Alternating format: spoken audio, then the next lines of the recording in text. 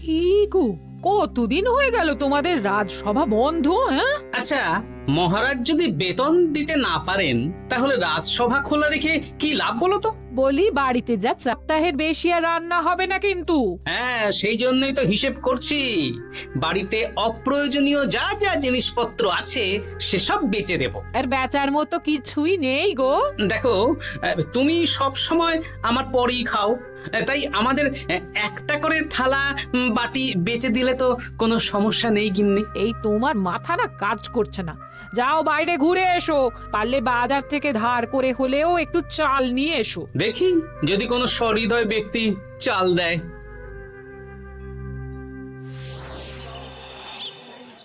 না গোপাল দাদা, বাজারের অবস্থা খুব খারাপ, আর আমি ধারে বিক্রি করছি না। আহা, আরে আমি কোনোদিন তোমার একানাও বাকি রেখেছি বলো? আমি বুঝতে পারছি গোপাল দাদা, কিন্তু আমিও নিরুপায়। গত মাসের বেতন এখনো পাইনি। মহারাজ অনির্দিষ্ট কালের জন্য রাজসভা বন্ধ রেখেছেন। বিশ্বাস করো, বেতন পেলেই তোমার ধার আমি মিটিয়ে দেব। এই সপ্তাহ খানেক আগে একই কথা বলে সেনাপতি ধারে 25 কেজি চাল নিয়ে গেছেন। এখন ওনার কোনোই পাত্তা নেই। কি যে করি, কাছের বন্ধু বলতে বিজ্ঞানী আর সভাকবি। দেখি ওদের বাড়িতে একবার ঢুঁ মেরে।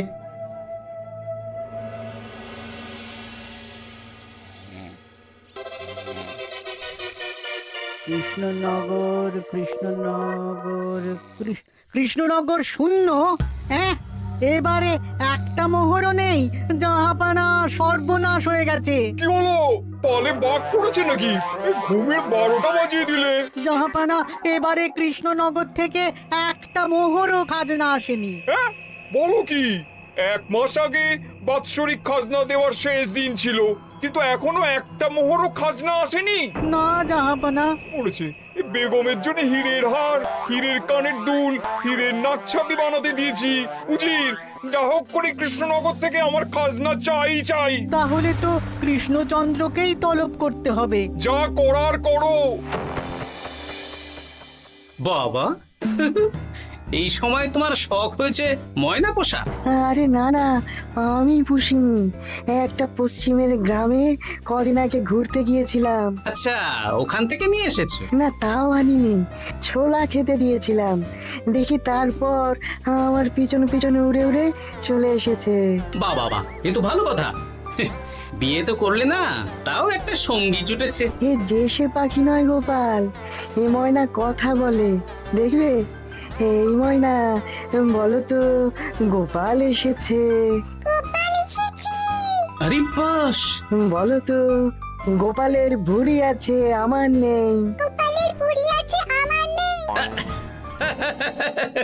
বেশ। এ ভোরবেলা আমার কাছে আসে, সারাদিন আমার কাছে থাকে, আবার সন্ধে হলেই নিজের বাসায় নিজেই ফিরে যায়।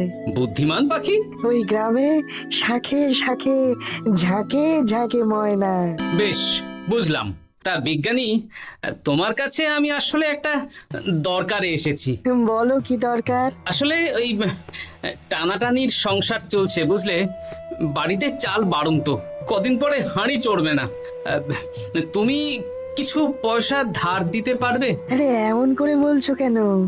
আমার তো সংসার নেই, এত খরচও নেই। তুমি বাড়ি যাও, আমি 2 বস্তা চাল পাঠিয়ে দেব। ধন্যবাদ বিজ্ঞানী, তোমার মতো বন্ধু পাওয়া মুশকিল। বন্ধুত্বে এইসব ধন্যবাদ দেওয়ার দরকার নেই, একে অপরের পাশে থাকলেই হলো।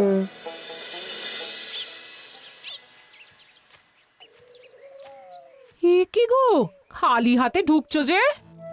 বিজ্ঞানী আমাদের 2 বস্তা চাল পাঠাবে, তাই কিছুটা হলেও চিন্তা কমলো, বুঝলে। ওমা, এই তো সারা বাজার ঘুরে তো ধারে চাল পেলাম না। অগত্যা বিজ্ঞানীর বাড়ি গেলাম। উনি সত্যি তোমার বন্ধু? হ্যাঁ গিন্নি, জানি না কতদিন আমাদের রাজসভার সমস্যাটা চলবে। দেখি অন্য কোনো কাজে লাগতে হবে, বুঝলে। এই দেখো যা করার তাড়াতাড়ি করো, এভাবে তো আর চলতে পারে না গো। কি নবাব বাহাদুর আমাকে ডাকছেন? হ্যাঁ, জাহাপনা আপনার উপরে রেগে আছেন। অতি সত্বর বাহাদুর আপনাকে দেখা করতে বলেছেন। এবারে চাষাবাদের মন্দার কারণে রাজস্ব আদায় তেমন ভালো হয়নি, তাই খাজনা পাঠাতে পারিনি। আর কিছুদিন অপেক্ষা করতে বলুন, আমি ঠিক খাজনা পাঠিয়ে দেব। এখন আর খাজনা নিয়ে কথা বলবেন কিনা জানি না। আপনাকে নবাব এই আদেশ পাঠিয়েছেন, আপনি 2 দিনের মধ্যে নবাব বাহাদুরের সাথে দেখা করবেন। আচ্ছা ঠিক আছে।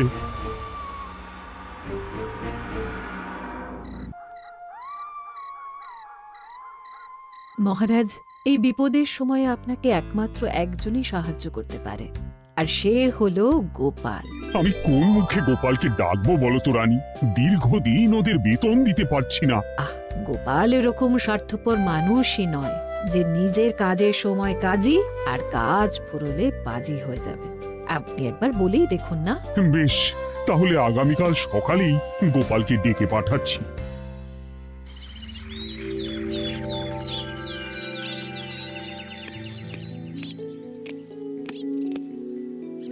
আসতে পারি মহারাজ? হ্যাঁ গোপাল, এসো এসো। মহারাজ আমাকে হঠাৎ ডেকে পাঠালেন যে? শোনো, নবাব বাহাদুর বলেছেন ওখানে যেতে হবে, কারণ এবারে কৃষ্ণনগর থেকে কোনো খাজনা পৌঁছয়নি। মহারাজ, আপনি গেলেও বিপদ, না গেলেও বিপদ। হ্যাঁ, সেটাই তো আমাকে সবচেয়ে বেশি ভাবাচ্ছে, কিন্তু না গেলেই যে নয়। তাহলে এক কাজ করি মহারাজ, আমিও বরং আপনার সাথে যাই। যা বিপদ আসবে একসাথে লড়বো। ও গোপাল, তুমি যেন আমার বুক থেকে পাথর নামিয়ে দিলে। তোমাকে যে কি বলে ধন্যবাদ জানাবো। তাহলে কখন বেরোবেন বলুন? আজকে সন্ধ্যের দিকে বেরিয়ে পড়বো, তাহলে কাল সকাল সকাল মুর্শিদাবাদ পৌঁছে যাব। কতদিন থাকতে হবে তো কিছুই জানি না, তাহলে ওই 3-4টে জামা কাপড় ধুতি নিয়ে নেব, কি বলেন? হ্যাঁ হ্যাঁ, তাই নিও। তাহলে সন্ধ্যেবেলা রাজবাড়িতে এসো, একসাথেই বেরিয়ে পড়বো। আচ্ছা মহারাজ। বলি, তোমার কি মুর্শিদাবাদে না গেলেই নয় গো? আমাকে তো যেতেই হবে গিন্নি। জানি নবাব বাহাদুর কিভাবে ছক করে কল করে, তুমি সাবধানে থেকো গো। দেখো, আমি যখন যাচ্ছি তখন নবাব বাহাদুরকে এবার সাবধানে থাকতে হবে। হ্যাঁ হ্যাঁ, হ্যাঁ, ঠিক আছে ঠিক আছে, মাথা ঠান্ডা রাখবে, বেশি ওস্তাদি করতে যাবে না। এমনিতেই আমাদের অবস্থা এখন ভালো নয়। আরে তুমি অতিরিক্ত চিন্তা করো না তো গিন্নি। জাহাপনা, কন্যাগুলো কবে আসবে? এখনো 2-3 দিন সময় লাগবে বেগম। এত সময় লাগছে কেন জাহাপনা? দেশের কোণে কোণে খুঁজে সেরা সেরা হিরে দিয়ে বানানো হচ্ছে যে, সময় তো লাগবেই বেগম। তাহলে তো অনেক খরচ হচ্ছে। তাও হচ্ছে বটে, কিন্তু তোমার জন্য আমি সব করতে পারি। আমাদের মুর্শিদাবাদের হীরালালের হাতের কাজ দেশের সেরা। আপনি সত্যি আমাকে ভালোবাসেন, আমার জন্য এত খরচ করে গয়না বানিয়ে দিচ্ছেন। তুমি খরচ নিয়ে এত চিন্তা করো না। কৃষ্ণনগর থেকে এই বছর ভালো খাজনা প্রাপ্য ছিল, কিন্তু এখনো একটা কানাকড়িও আসেনি। তাহলে আপনার গয়না বানাতে যা খরচ হবে সব আপনার সিন্দুক থেকে দিয়ে দেবেন। না না না, কৃষ্ণনগর থেকেই আদায় করব, ওকে তলব করেছি। আচ্ছা, সহিস, গাড়ি ছাড়ো। যথাজ্ঞা মহারাজ। এই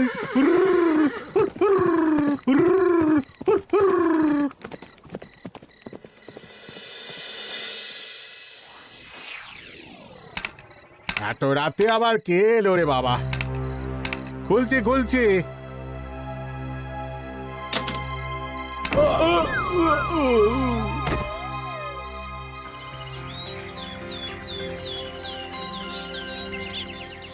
সর্বনাশ হয়ে গেছে জাহাপানা।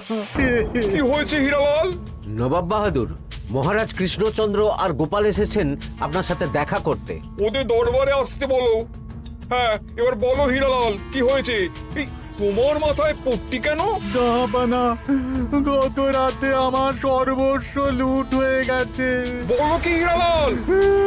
তোমার কাছেই তো বেগমের হীরের সব গয়নাগাটি বানাতে দিয়েছিলাম।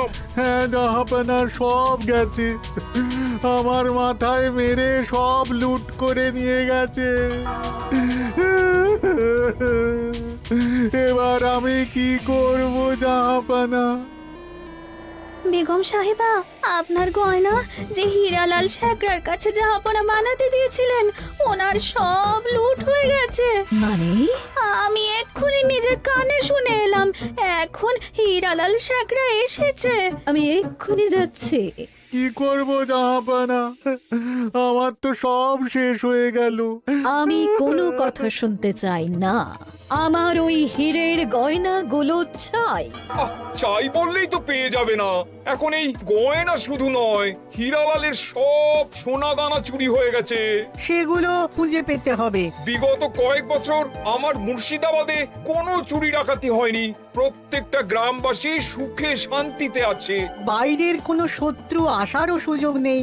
গ্রামের সীমানায় দিন রাত প্রহরী থাকে। যদি এসেও থাকে পালাতে পারবে না। এবারে তাহলে চোরটা কে বুঝবো কি করে? এসব সামান্য চোর ধরার কাজ আমার কাছে নস্যি। জাহাপনা, আপনি যদি কৃষ্ণনগরের এবছরের খাজনা মকুব করে দেন, তাহলে আমি চোর ধরার ক্ষেত্রে সাহায্য করতে পারি। ঠিক আছে কৃষ্ণচন্দ্র, তোমার এই গোপাল যদি চোর ধরে দিতে পারে তাহলে এবছরের খাজনা মুকুব। আগে আমি ওই শেখরার সাথে একান্তে কিছু কথা বলতে চাই। বেশ, প্রহরী প্রহরী, তুমি গোপাল আর শেখরাকে একটা ঘরে নিয়ে যাও। আসুন। এবার আপনি চুরির ঘটনাটা বলুন। চুরি না, ডাকাতি। সে যাই হোক, বলুন বলুন। গতকাল রাতে, তারপর সকালে জ্ঞান ফিরে ঘরে গিয়ে দেখি সব ফাঁকা।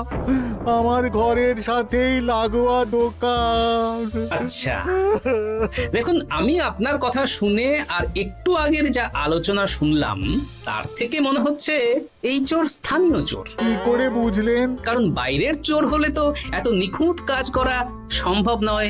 চোর নিশ্চয়ই আপনাকে ব্যক্তিগতভাবে চেনে। হ্যাঁ, এবার মশাই আপনি বলুন তো, আপনার কোনো শত্রু আছে? না, শত্রু নেই তেমন। আমার সাথে কারো সম্পর্ক খারাপ নেই। আর আমাদের পাড়ায় সবাই ব্যবসায়ী, সবাই সম্ভ্রান্ত লোকজন। বেশ, তাহলে সব ব্যবসায়ীদেরকেই রাখতে হবে। আমি নবাব বাহাদুরকে বলে দিচ্ছি, আপনি এখন আসুন। নবাব বাহাদুর, আপনি ওই গ্রামের সকল ব্যবসায়ীদের আপনার মহলে ডাকার ব্যবস্থা করুন। সবাই কিন্তু বেশ সম্ভ্রান্ত ব্যবসায়ী। সে হোক না, ওই গ্রামে তো সবাই ব্যবসায়ী, আর বাইরের কোনো লোক গ্রামে ঢোকেনি বা বাইরেও যায়নি।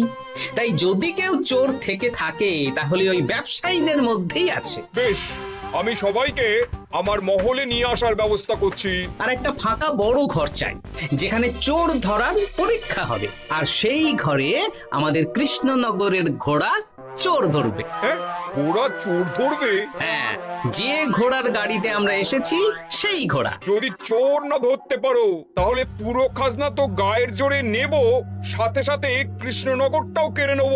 আমার উপর একটু ভরসা রাখুন নবাব বাহাদুর, আর যা বললাম করুন। বেশ, শুনুন, এই ঘরে আমার এক প্রিয় ঘোড়া আছে, আর সামনে একটা বালতিতে ছোলা সেদ্ধ রাখা আছে। আপনারা সকল ব্যবসায়ীগণ একে একে যাবেন, দরজা ভিতর থেকে বন্ধ করবেন, আর ঘোড়াকে এক মুঠো করে ছোলা খাইয়ে ফিরে আসবেন। তারপর কি বাড়ি চলে যাব? না, সবার ছোলা খাওয়ানো হয়ে গেলে আমি ঘোড়ার কাছে যাব, আর ঘোড়া কানে কানে আমাকে বলে দেবে কে চোর। তাহলে আর দেরি কেন, সবাই একে একে যাও।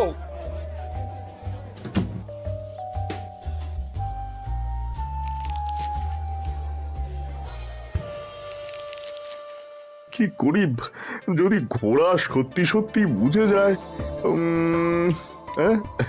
ছোলা খাওয়াবোই না।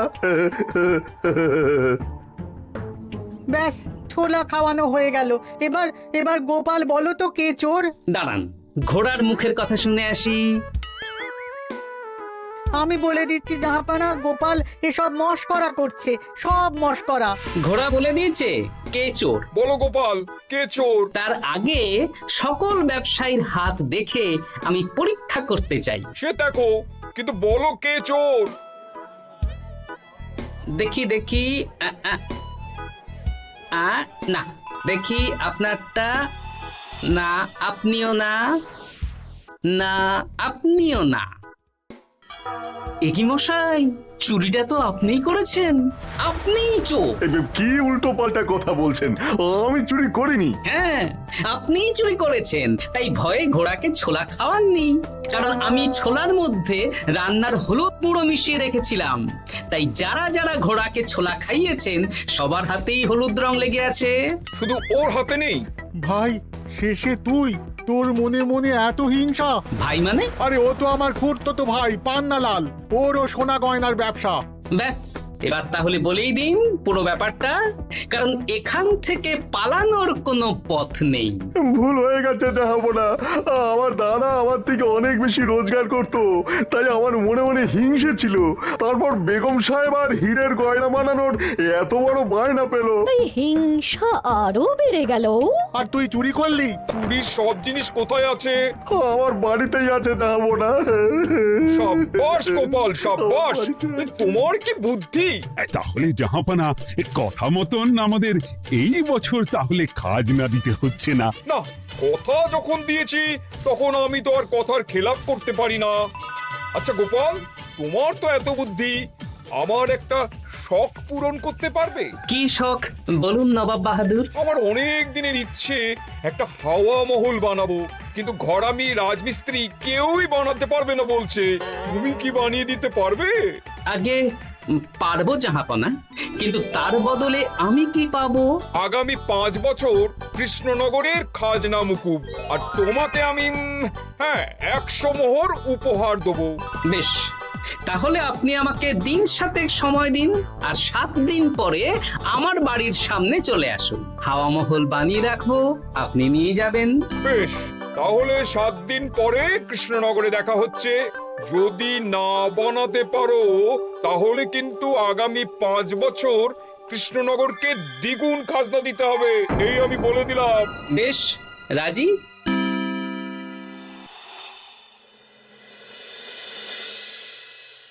বেশ তো বড় মুখ করে বলে দিলে হাওয়া মহল বানাবে। রাজি রাজি।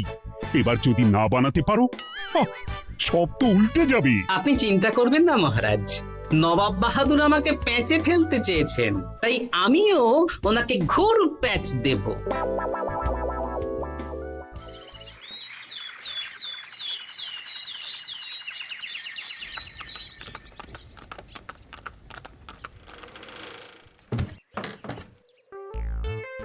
কি গোপাল, আরে কোথায় আমার হাওয়া মহল? 7 দিন হয়ে গেছে তো, তাই মহল দেখতে চলে এলাম। কাজ একদম শেষ পর্যায়ে, চলুন পশ্চিমের মাঠে চলুন। গিন্নি, তুমি মহারাজকে খবর দাও আর বলো পশ্চিমের মাঠে চলে আসতে। আরে তাড়াতাড়ি কর, তাড়াতাড়ি কর। ওই দেখুন, আপনার হাওয়া মহল তৈরি হয়ে গেছে। কই? ওপরে দেখুন। ওরে, নবাবের হাওয়া মহল বলে কথা, ইট কথা হয়ে গেছে। এবার রং কর, রং কর। হাওয়া মহল রং করছি তো, এত তাড়া দিস না। আরে তাড়াতাড়ি কর, তাড়াতাড়ি কর। আরে এসব আবার কি? ময়না পাখি হাওয়া মহল তৈরি করছে? হ্যাঁ, হাওয়া মহল তো, তাই হাওয়াতেই তৈরি হচ্ছে। হাওয়া তো আর চোখে দেখা যায় না, আমি তৈরি করিয়ে দিয়েছি। এবার জাহাপানা আপনি নিয়ে যান। হয়ে গেল, এবারেও গোপাল দাও মেরে দিল। মানে আমি কি করে? সে তো জানি না জাহাপনা, আপনি বলেছিলেন হাওয়া মহল বানিয়ে দিতে হবে, আর আমি আপনার আবদার পূরণ করেছি। এখন আগামী 5 বছর আমরা খাজনা মুক্ত। সাব্বাস গোপাল। ওরে, রংটা ভালো করে কর, ভালো করে কর। নবাবের হাওয়া মহল। গোপাল, তুমি সত্যিই বুদ্ধিমান, তোমার বুদ্ধির জবাব নেই। শোনো, আগামী 5 বছর কৃষ্ণনগরের খাজনা মুকুব, আর এই নাও তোমার 100 মোহর উপহার। এবার বলো, তুমি এই অসম্ভবকে সম্ভব করলে কি করে? আমি বুঝতেই পেরেছিলাম, আপনার মুর্শিদাবাদের চোর ধরার পরে আপনি আমাকে যখন হাওয়া মহল বানাতে বললেন, তখন নিশ্চয়ই কোনো উদ্দেশ্য আছে। কারণ আপনি তো মন থেকে চাননি যে খাজনা না দিয়ে আমরা মুক্তি পাই। তাই গোপাল এই চালটা চাললো। যদিও আমি গোপালকে একটু সাহায্য করেছি। কিরকম সাহায্য? কদিন আগে আমি বিজ্ঞানীর ঘরে গিয়ে দেখি একটা ময়না হুবহু মানুষের মতন কথা বলছে। আর বিজ্ঞানী বলল এরকম অনেক ময়না পাখি আছে। ব্যাস এই এক সপ্তাহ ধরে আমি ময়নাগুলোকে বিভিন্ন বুলি শেখালাম, আর ওরা সেগুলোই বলে চলেছে। নয়, হ্যাঁ। ওরে রংটা ভালো করে কর, ভালো করে কর, নবাবের হাওয়া মহল। মহারাজ 100 মোহর আপনি রাখুন। আমাদের সব সভাসদদের এই মোহর থেকেই আপাতত বেতন দিয়ে রাজসভা শুরু করুন। ধন্যবাদ গোপাল, তোমাকে আমার সভাসদ পেয়ে আমরা সবাই ধন্য। আর বিজ্ঞানীকেও।